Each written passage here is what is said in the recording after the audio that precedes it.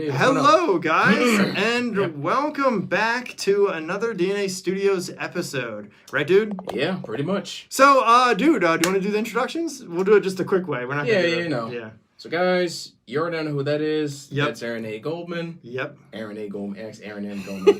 You know. Yeah. And I'm DJ Lewis. So, yeah, you guys already know that. You already know, if you don't know who we are, you should by now. Google us. Yes, exactly. Just Google us. Google Yeah. us. Just Google us. Google me.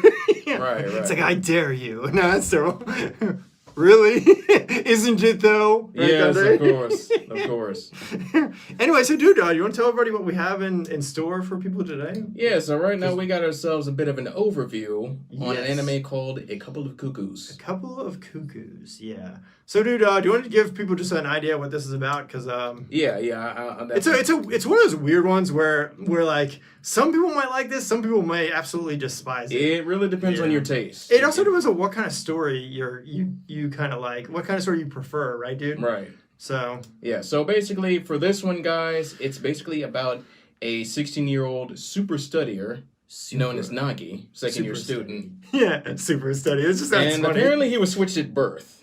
Yes. So they go to have dinner, they meet with his birth parents, he accidentally meets the brash, outspoken Erica.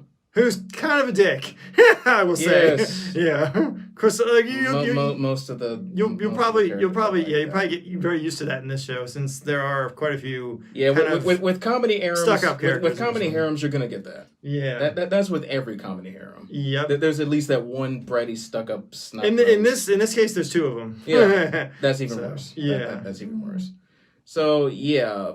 Basically, apparently there's some situation there's some situation where the main character ends up being the fake boyfriend of her, this, that, and the other. Well, so it more comes down to like this is what from me watching it. This is kind of the impression I got, at least, dude. Yeah. Is that it seems to me that they start out the characters start out don't knowing each other at all, right? And then when they bump into each other when he bumps into Erica on the street one day, then they kind of randomly meet each other. And Erica asks him to kind of be her fake boyfriend for a day or two. And that kind of leads into them finding out that somehow that ties into later on the story. You find out, they figure out that their parents have arranged them to be married and that her parents and his parents actually know each other and are related in somehow. Right.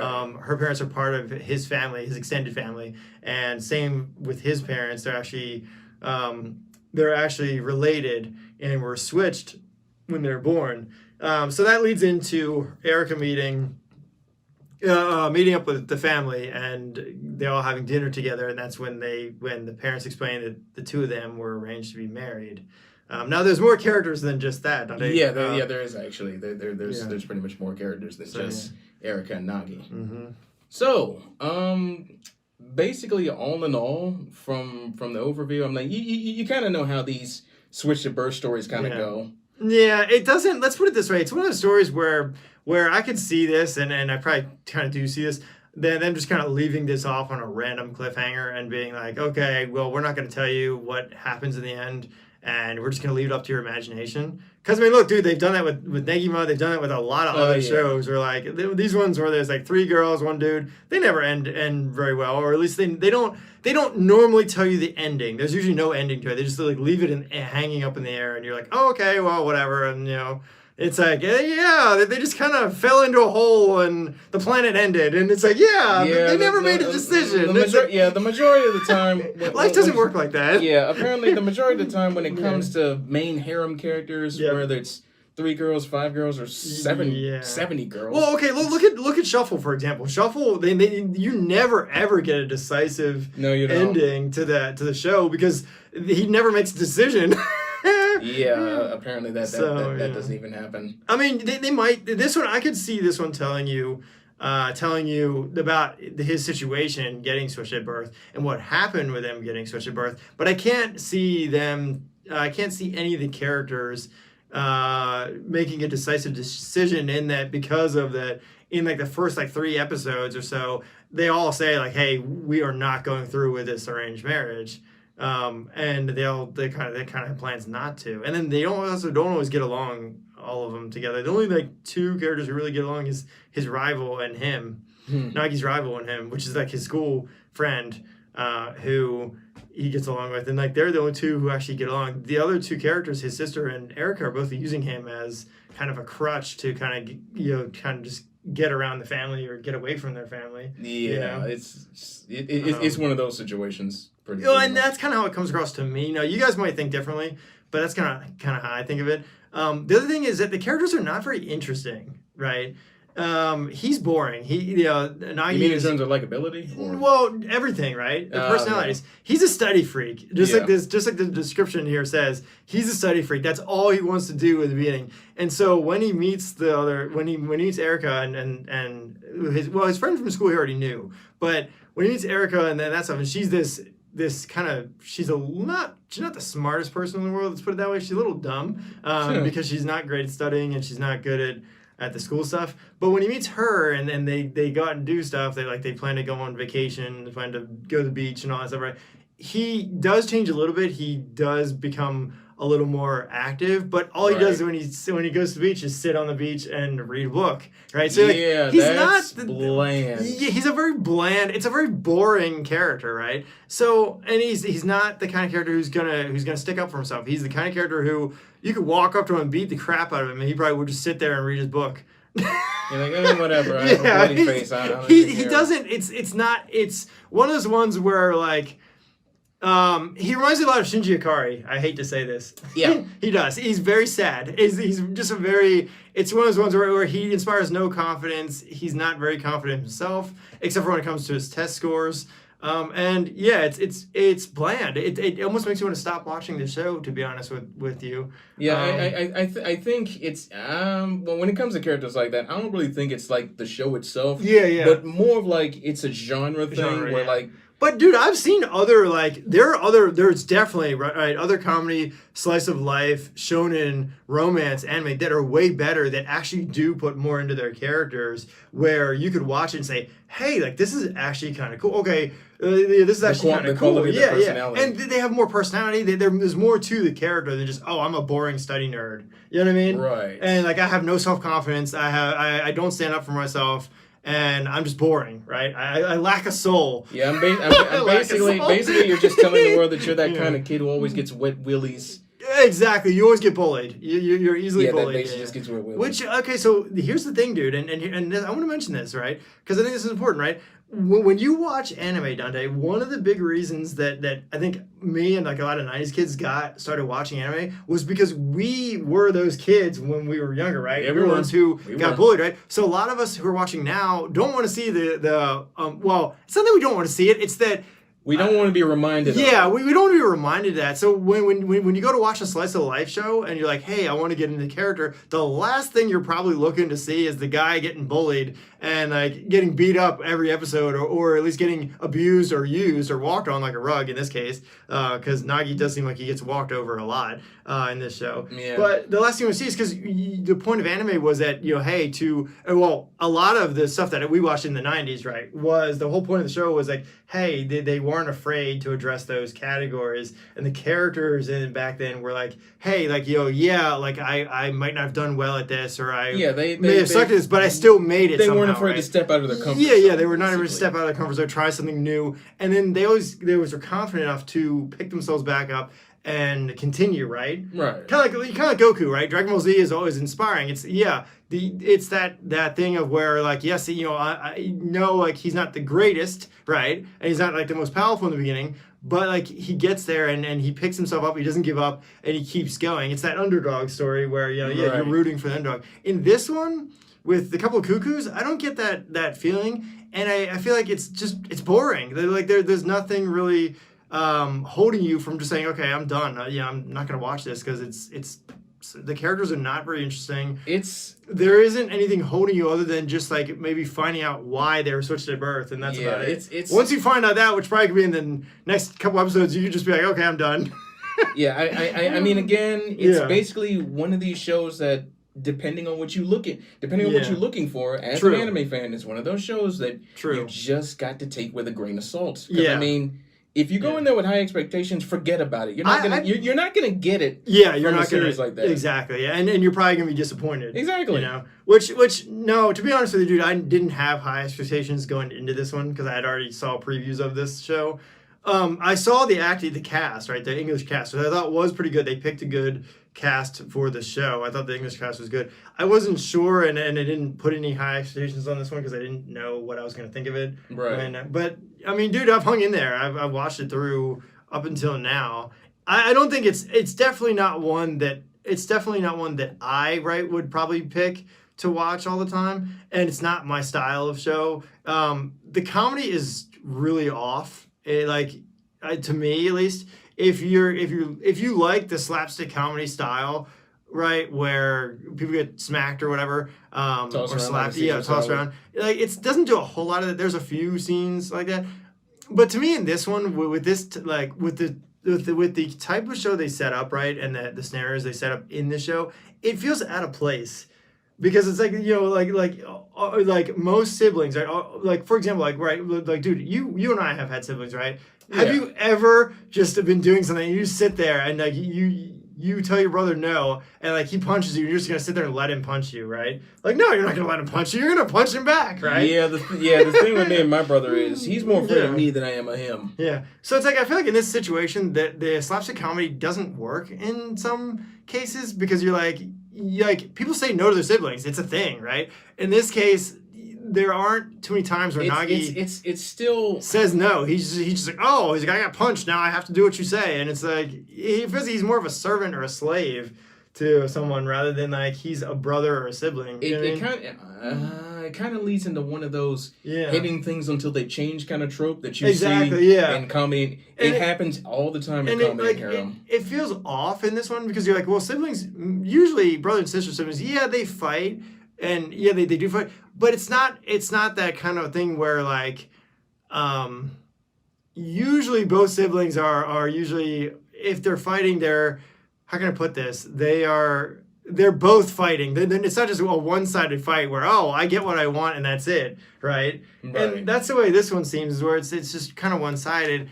And it feels like the main character, like I said, he doesn't have any guts. He's got like nothing to him. He's like, oh, whatever, I'm a study nerd and like, life is terrible and like, I'm not good at this and I'm not good at that, and there's nothing to him. It's like one of those woe is me situations. Yeah, woe is me, exactly, yeah.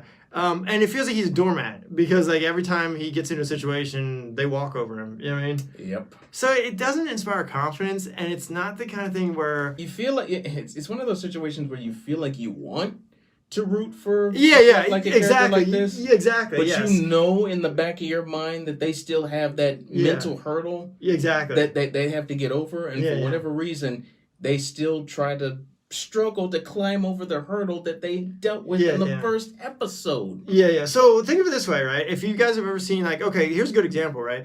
You know Golden Time? Yeah, I know that one. No, Golden Time is way better than this for two reasons, right? I'll give you two good reasons.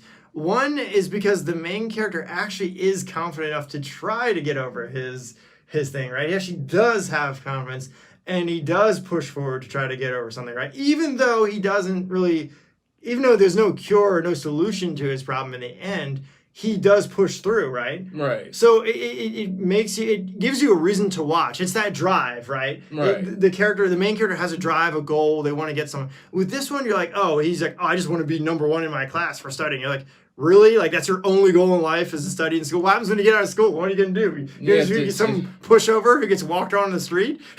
Right, dude? It's one thing to be like a head of your class, SAT 1600 kid, and it's like from Harvard, like that's cool if you want to be smart, right? Yeah. But that doesn't help you in life. Like what is like honestly being the highest grade in your class gonna help you and help you date someone? Probably not. You're probably gonna be called a nerd. Exactly, you're probably getting punched in the face. Yeah, because why? Because you're a math nerd and because you probably have no fun, right? Yeah. So nerd. Exactly, fool, as they say in Soul Eater. So it doesn't inspire confidence. And like it's just one of those ones where it just feels very boring. They don't really put too much into the character other than that study factor. And like I said, he's one of those guys where he just gets walked over every time. Yeah, I think you kind of feel like the character development lacks sustenance and depth. Exactly. Yeah, exactly. There's no, like, I've seen other, okay.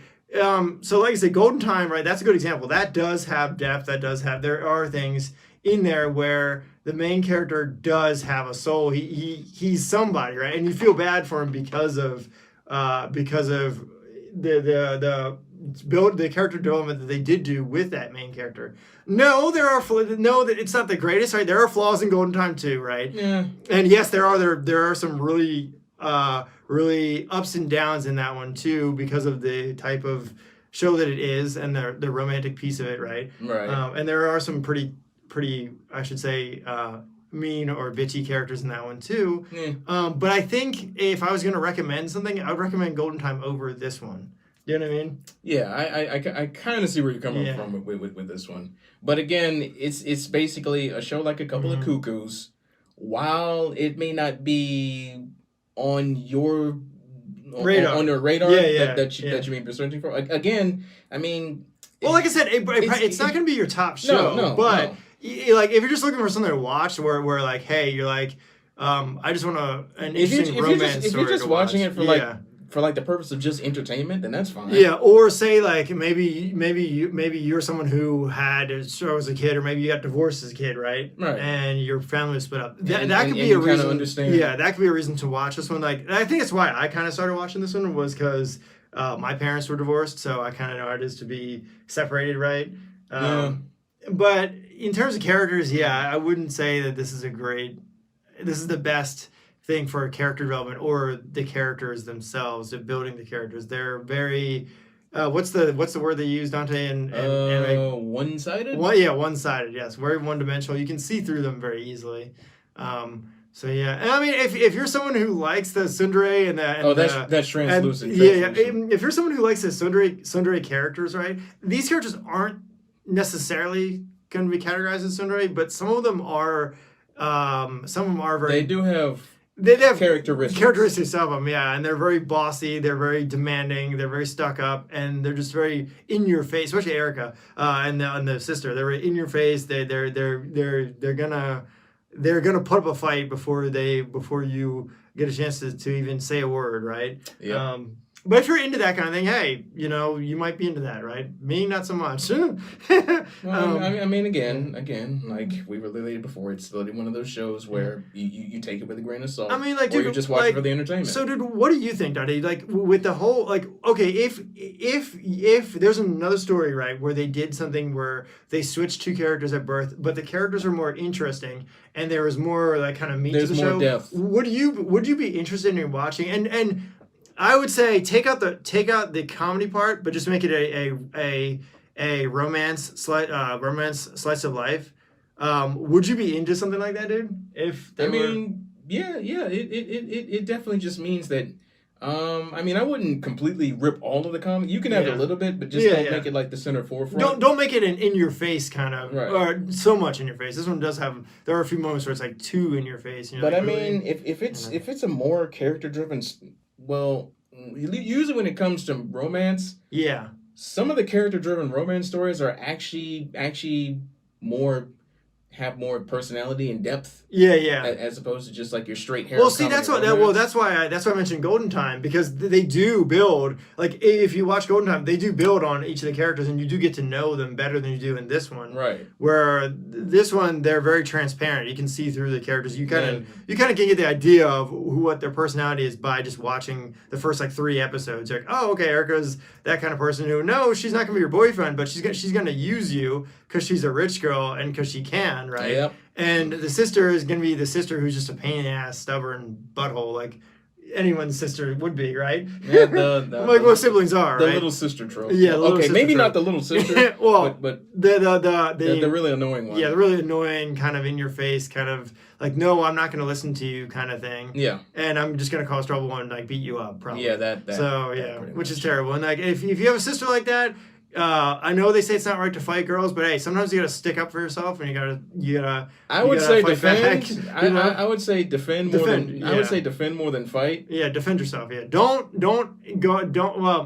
be that guy that throws the first punch. Trust me, you don't want to be that guy. Yeah, don't throw the first punch, but that doesn't mean that you can't block, or that doesn't mean you can't defend yourself. Like I used to fight with my block sister. And dodge. Yeah. Just I used to fight with my sister. I used to hit my sister, but not like I wouldn't like purposely hurt her. Like I wouldn't do anything like terrible. Like I would say just. Let's put it this way, right? If you have a little sister and she tries to hurt you, there is no reason why you can't at least dodge or block or defend yourself in some way, or at least stop her. Maybe pin her.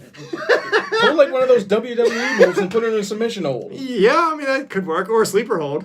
That way you're not technically hurting someone if you put them in a sleeper hold. Yeah, because you can put them to sleep. So that's what the whole point is. So yeah, maybe put her in a sleeper hold. Now look, we are not saying it is good to hurt women, right? We are not condoning this. Yes, should never hurt a female or any person, right? It's not right. It doesn't make it right. But if someone's attacking you, if someone's going to attack you, it's like, I'm not going to attack you. I'm going to eat you anyway. Or they eat you.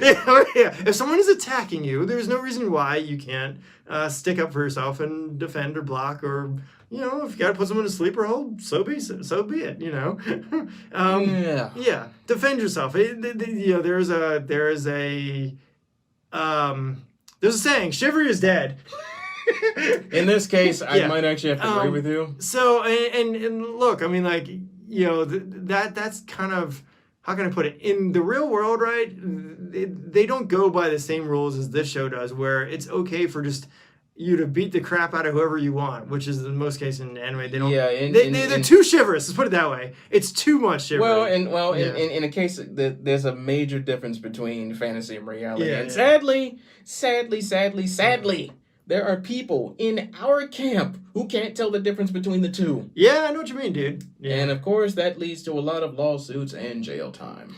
Yep. Yeah. If you're not careful. Yeah. But again, we do not condone. Yes, we do not condone women. Yeah, or hurting anybody. Yes. Yeah. So yeah, do take that into consideration. PSA, putting that out there. Yeah. Do not hurt your sister or anyone who is in your family. Yeah, that's bad. But at the same time, don't let them hurt you either. That's not right either. All right. So all in all, yeah. What is the final verdict on A Couple of Cuckoos for you? I mean, for me, okay, so I'm not gonna say look, I'm not gonna say that I straight up hate this one, right? But I'm not gonna say I like it either. It's kind of mid ground. Like there are some points. Yeah, it's one of those mid shows, right? As trash taste, as the trash taste would say, it's mid. Yeah, it ain't great, but it ain't terrible because there is a certain je ne sais quoi. No, I wouldn't say that. There's a certain mystery, to it. That's what I'm going to say. Where it does, there are things you don't know that you want to find out that kind of do keep you watching, right? Right. Even if you hate the main characters, and even if you're not someone who maybe this is not your genre of anime, or maybe you don't like this kind of stuff, there is something that keeps you going, that does keep you watching. And for that reason, that's probably the reason why I keep watching. The reason I keep putting up with it is because I'm like, hey, I may not like all the characters, but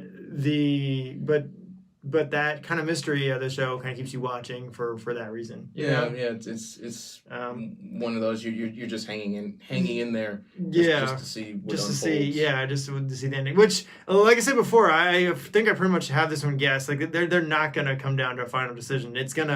It's most likely one of two things is gonna happen. It's either going to be where they never tell you whether they get married, which they're never gonna, or they're just never not gonna end it. They're not gonna tell you. They're not gonna tell you what you want to find out in the end. Because right now there are two mysteries. The family mystery, which is like the two sides of the family who are the two characters, right? Nagi and Erica, who are separated at birth, and their families are there are two sides of the family that are a mystery that they don't tell you about. They don't tell you about what happened with the separation and how they got switched.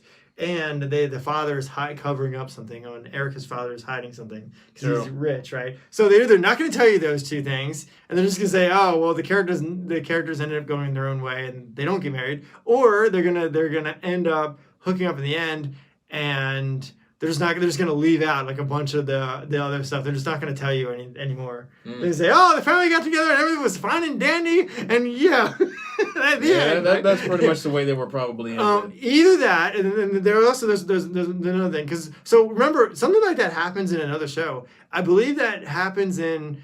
There's another show where two characters hook up and they leave it off as, oh, everything was fine. Oh, Shock no Shauna. At the end of Shock no Shauna, it's a famous scene where he betrays Shauna in the show, someone like mid-series in the show. But at the end, they end up getting together, and you're like, what the hell? Yeah, I'm like, no, I wanted her to die. That was me. I'm evil. Sorry, guys. Yeah, that was. I didn't particularly like that one either. But I wanted the Shauna, the character Shauna, to die. That was my feeling. But you can tell he doesn't like her. Very much. I'm not a fan of those tsundere characters. Right, I don't like them. Anyway, so my point was that they may go the route of. They might go the route of like Shuffle, where it's like, oh, it's a polygamous society. You can have everybody. You know what I mean? And just never end it. Which that happens in Shuffle. That happens in a lot of shows where you're like, there's a 3-way stalemate between 3 girls and a dude, and it just like they just never ended. They're just like, okay, we can just go on this way forever, and like you don't have to pick any, you don't have to make any complex decisions. Wouldn't that be cool, dude, if reality was like that? A lot of people think of that, but unfortunately, that is not the case. Yeah, it's not the case, and no, that would never happen. It would never be the case. That would be totally illegal and like terrible. Exactly. So yeah, this will pretty much do it with our overview. But again, if it's your cup of tea. So, dude, well, wait, dude, would you watch the show, Dante? For me, would this be something you would watch? Like, would you? I would really just put this on like mid-tier entertainment. Yeah, it's not really the top of my list. Yeah, it's more along one of those. Maybe I'll watch in a blue moon if it's a rainy day. Rainy day, mid-tier entertainment. That's pretty much where I put it. Yeah. Same here. I wouldn't say it's nothing great, but it's nothing. It's not the greatest, but it's also not the worst I've seen. Like there are a lot of shows that are probably worse than this, right? There are a lot of shows that are much worse that you could watch. Like I mean, like you could be watching. There's stuff out there that's there's a lot of stuff that's way worse. So yeah, I mean, like it's not terrible, but it's not great.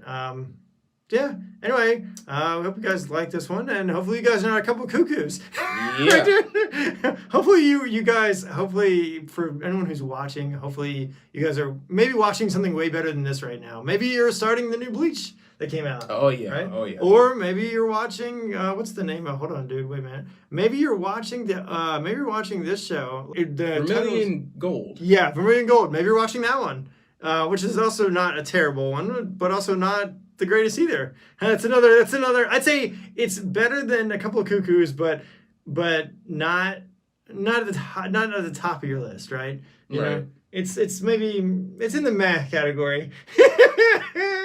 So yeah, maybe serviceable entertainment. Yeah. It's not great, but it's not horrible either. You know. Yeah, serviceable entertainment. Yeah. Anyway, guys, peace. Later.